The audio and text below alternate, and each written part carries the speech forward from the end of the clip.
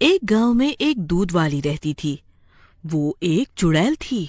उसकी असलियत के बारे में किसी को नहीं पता था। वो रात होने पर खुद को अपने घर में कैद कर लेती थी। फिर 12 बजते ही वो चुड़ैल में बदल जाती थी। वो चुड़ैल अपने घर के सारे दीपक बुझा देती थी ताकि कोई उसे चुड़ैल बना हुआ ना देख ले। जो भी गांव वाला रात होने पर उसके घर के बाहर से गुजरता था, उसे वहाँ से बहुत डरावनी डरावनी आवाजें आती थी। अरे मर गए रे, ये कैसी आवाज है भाई? कहीं ये भैंस ऐसी आवाज तो नहीं निकाल रही? फिर वो गांव वाला वहाँ से भाग जाता है। उस भैंस को दूध वाली की सच्चाई के बारे में पता होता है। फिर सुबह होने पर वो दूध वाली फिर से आम औरत में बदल जाती है और अपनी भैंस का दूध निकालने लगती है। बस कुछ दिन और, एक बार मैं इन गांव वालों का विश्वास जीत कर बहुत सारे ग्राहक बना लूं, फिर अपनी दूध में अपना काला जादू वाला जहर मिलाकर इन सब गांव वालों को भी अपनी बिरादरी में शामिल कर लूंगी। फिर वो दूध वाली अपनी भैंस का दूध निकालकर गांव में बेचने जाती है। दूध गाढ़ा और सस्ता होने की वजह से सब लोग उसी दूध वाली से दूध लेने लगते हैं। अरे वाह, तुम्हारा दूध तो एकदम गाढ़ा है। अब से हर रोज तुमसे ही दूध खरीदूंगा। इसी तरह वो चुड़ैल बहुत सारे ग्राहक बना लेती है। ये सब देखकर कल्लू दूध वाले को बहुत गुस्सा आता है। अरे ये कैसे हो सकता है? आखिरकार ये विमला इतने कम दाम में इतना गाढ़ा दूध कैसे बेच सकती है? कुछ तो गड़बड़ है, मुझे पता लगाना ही होगा। फिर रात होने पर विमला फिर से अपने असली रूप में आ जाती है और चुड़ैल बन जाती है। वहीं कल्लू दूध वाला भी उसके घर पहुंच जाता है।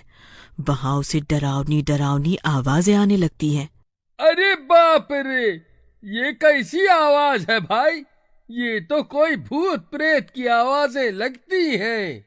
फिर वह विमला के घर में खिड़की से झांक कर देखता है। विमला चुड़ैल बनकर बैठी हुई होती है, लेकिन अपने घर में अंधेरा किया हुआ होता है। इस वजह से कल्लू को कुछ दिखाई नहीं देता। उसे बस डरावनी डरावनी आवाजें ही सुनाई देती हैं। भाई, मुझे तो कुछ गड़बड़ लग रही है। यहाँ से निकलना ही ठीक रहेगा।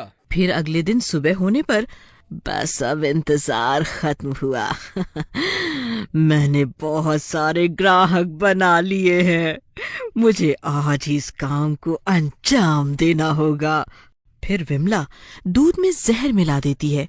उसकी भैंस उसे ऐसा करते देख लेती है और चाह के भी उसे रोक नहीं पाती। फिर विमला दूध बेचने गांव की ओर चल देती है। अरे आओ विमला बहन, मैं तुम्हारा ही इंतजार कर रहा था। मेरी कल ही नई नई शादी हुई है। मैंने सोचा क्यों ना अपनी बीवी को सुबह सुबह चाय बना के दी जाए, वह खुश हो जाएगी। फिर विमला कांचा को दूध दे देती है। वहीं दूसरी तरफ वो भैंस खुद को आजाद करवाने की बहुत कोशिश करती है और जोर जोर से रस्सी को खींचने लगती है और देखते ही देखते वो रस्सी को तोड़ देती है और सीधा विमला की ओर दौड़ पड़ती है। विमला दूध बेचने जा रही होती है, तभी वो भैंस जोर से विमला को टक्कर मारती है। अरे कमबख्त भैंस, ये तूने क्या कर दिया? मेरा सारा दूध गिरा दिया। तूने तो मेरी सारी तरकीब पर ही पानी फेर दिया। अब तुझे इसकी सजा जरूर मिलेगी। कल तुझसे 2 गुना ज्यादा दूध वसूलूंगी। वहीं दूसरी तरफ कांचा उस जहरीले दूध की चाय बना लेता है और अपनी पत्नी को देने जाता है। प्रियतम, प्रियतम, जल्दी उठो, देखो मैं तुम्हारे लिए चाय बना कर लाया हूँ। जल्दी से पी लो, नहीं तो चाय ठंडी हो जाएगी। फिर उसकी पत्नी उठती है और खुशी खुशी वो चाय पी लेती है। चाय पीते ही उसे घबराहट होने लगती है। अजी, आपने चाय में क्या मिलाया था? इसे पीते ही मुझे अजीब सी बेचैनी होने लगी है। इसी तरह पूरा दिन बीत जाता है और फिर रात होने पर फिर कांचा एक गुलाब का फूल लेकर वहाँ पहुँच जाता है। अनीता घूंघट ओढ़े बैठी हुई थी। अरे प्रियतम, ये देखो मैं तुम्हारे लिए क्या तोहफा लाया हूँ। तभी वो चुड़ैल गुर्राने लगती है। अरे मर गया रे। अरे प्रीतम, ये कैसा मजाक कर रही हो? कृपा करके। फिर कांचा डरते डरते उसका घूंघट उठाता है और डर के मारे उसकी हालत खराब हो जाती है।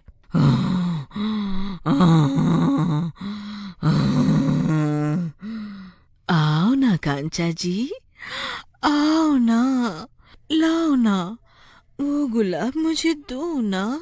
अरे मर गया रे, ये नास मिट्टी तो चुड़ैल बन गई। अरे प्रीतम, ये तुम्हें क्या हो गया? सुबह तक तो तुम बिल्कुल ठीक थी, ये अचानक से चुड़ैल कैसे बन गई?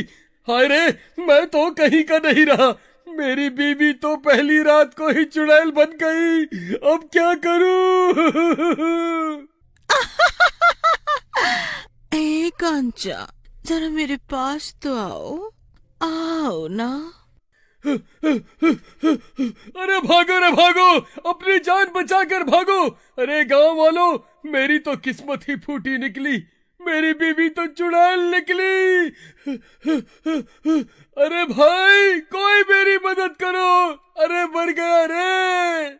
फिर कांचा भागता हुआ उस चुड़ैल दूध वाली के घर के बाहर से गुजरता है और उसी के घर के दरवाजे पर पहुंचकर मदद मांगने लगता है। अरे भाई, कोई है? जल्दी दरवाजा खोलो। अरे भाई, मेरी मदद करो। अरे दरवाजा खोलो, मेरी पत्नी चुड़ैल बन गई है। अरे मर गया रे। वहाँ उस घर के अंदर वो दूध वाली भी चुड़ैल बनी हुई होती है। फिर जैसे ही दरवाजा खुलता है, कांचा के होश उड़ जाते हैं। उस घर में भी चुड़ैल होती है।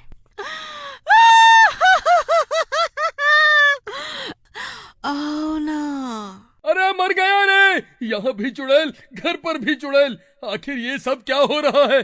कृपा करके मेरी जान बख्श दो।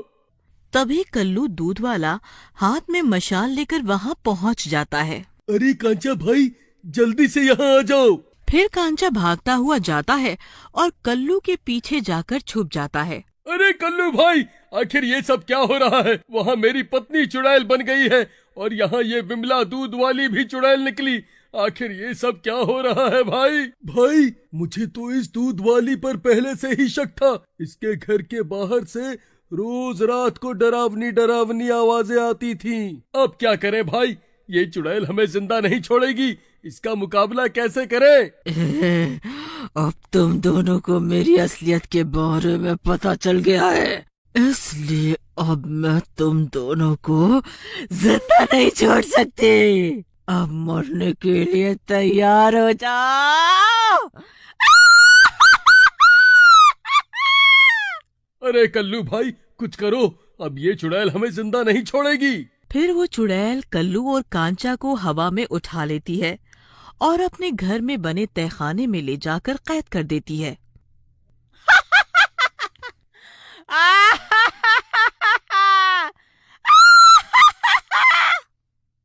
अब जब तक मैं अपने मकसद को अंजाम ना दे दूं, तुम दोनों यहीं कैद रहोगे।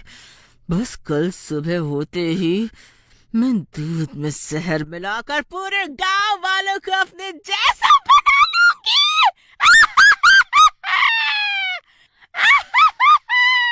तभी कांचा की पत्नी भी अपने घर से बाहर निकल जाती है और सीधा उस दूध वाली के घर पहुंच जाती है। मालकिन, मैं आपकी गुलाम हूँ, बताइए मेरे लिए क्या आदेश है?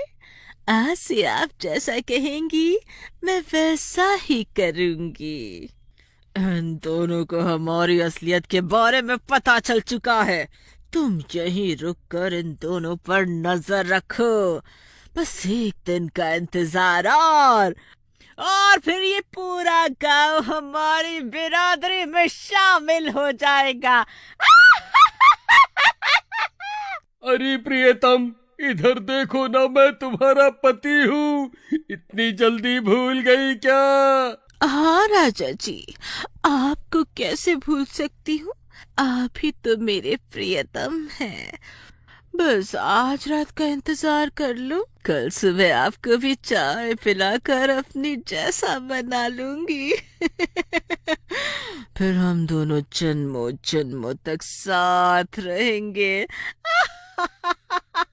अरे मर गए रे, ये नास मिट्टी तो हमें भी अपने जैसा बनाना चाहती है। कल्लू भाई, अब क्या करें? एक गांव में मंगलू नाम का एक गरीब धोबी रहता था। बेचारा जैसे तैसे लोगों के कपड़े धोकर अपना और अपनी बीवी मालती का पेट भरता था। उसकी शादी को काफी साल हो गए थे, पर उनकी कोई संतान नहीं थी। मंगलू की बीवी हमेशा भगवान से यही प्रार्थना करती कि उसकी कोई अपनी संतान हो जाए, पर ये तो उसका एक सपना ही रह गया। बेचारी मालती पूरा दिन दूसरों के बच्चों को खिलाकर अपना मन बहलाती।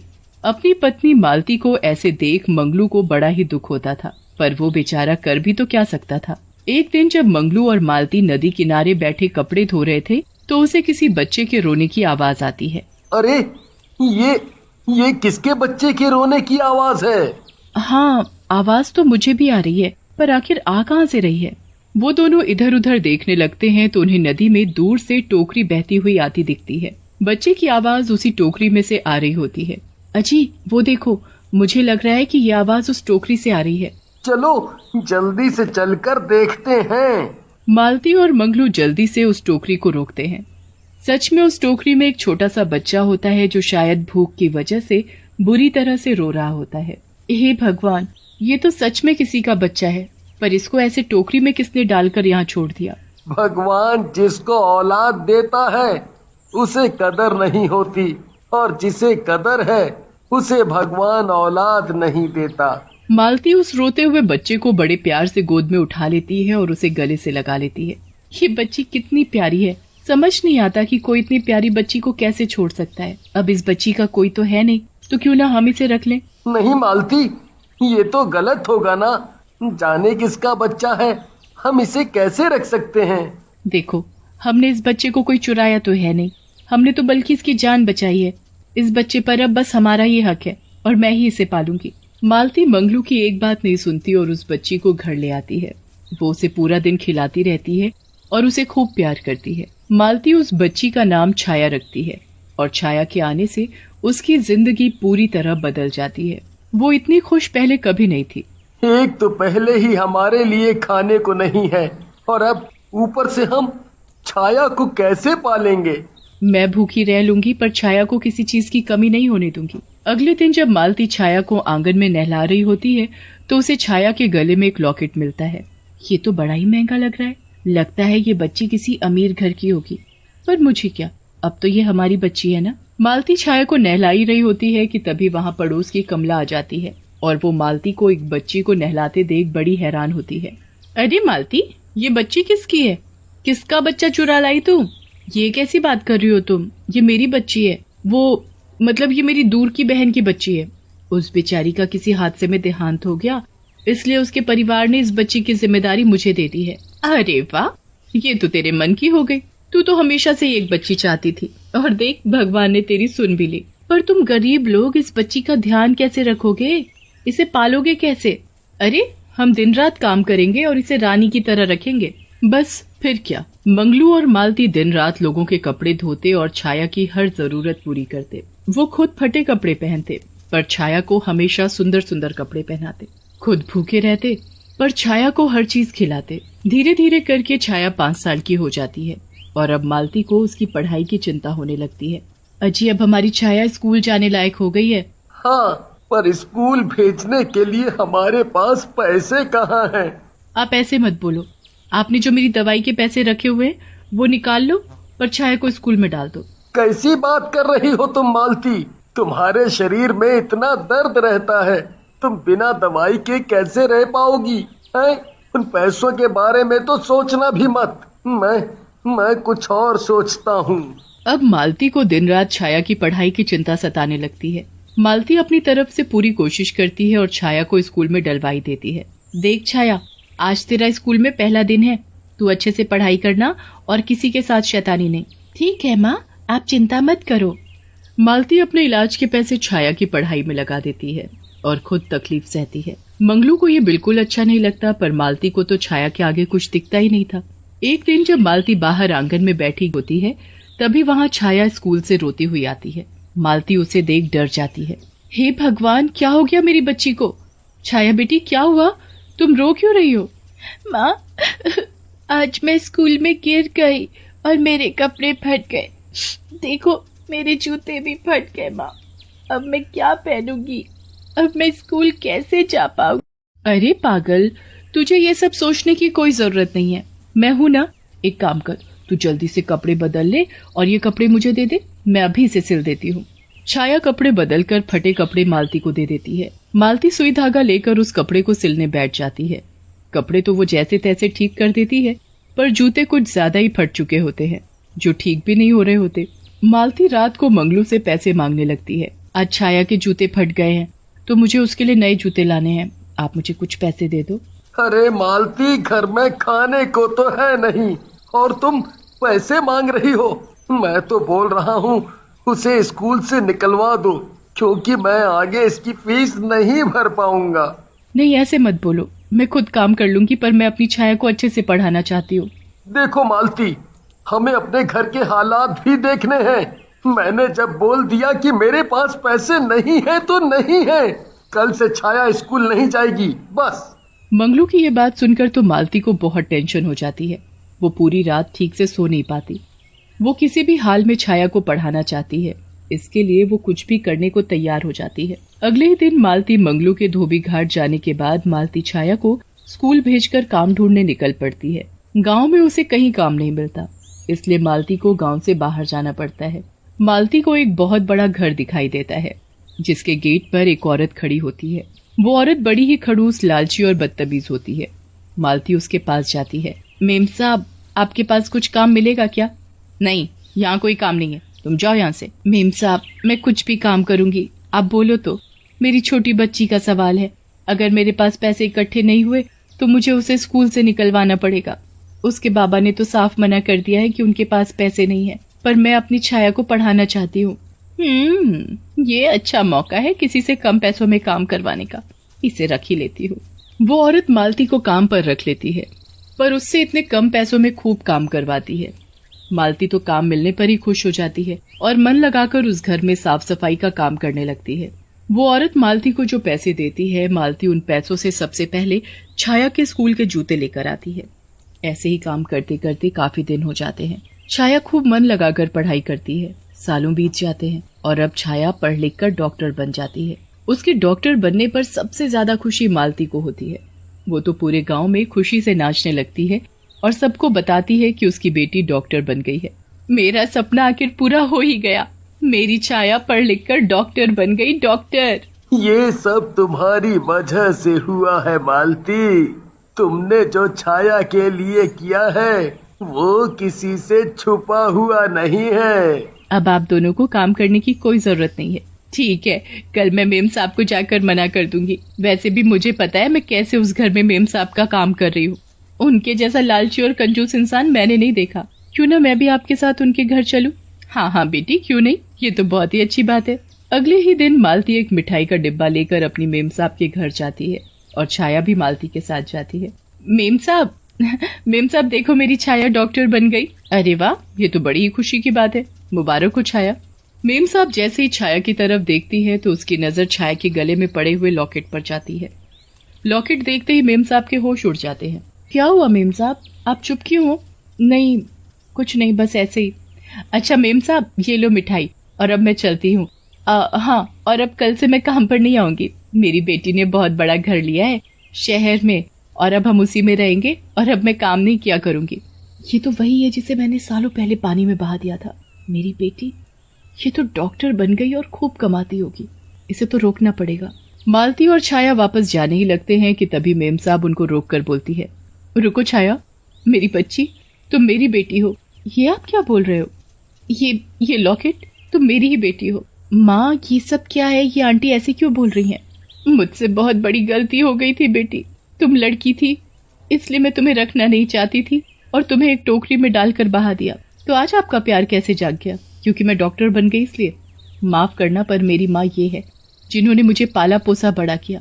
आपने मेरे साथ जो किया वो माफी के काबिल ही नहीं है। बेटी चलो माँ, चलो यहाँ से। मेम साहब को अपनी बेटी मिलकर भी कभी नहीं मिलती और उसे जिंदगी भर उसे खोने का एहसास होता है। जिस बच्चे को वो लड़की समझकर बहा देती है, वही लड़की डॉक्टर बनकर उसे एहसास करा देती है कि बेटी किसी से कम नहीं। छाया अपने माँ बाप के साथ बहुत ही अच्छी जिंदगी बिताने लगती है और कभी अपनी असली माँ का नाम भी नहीं लेती।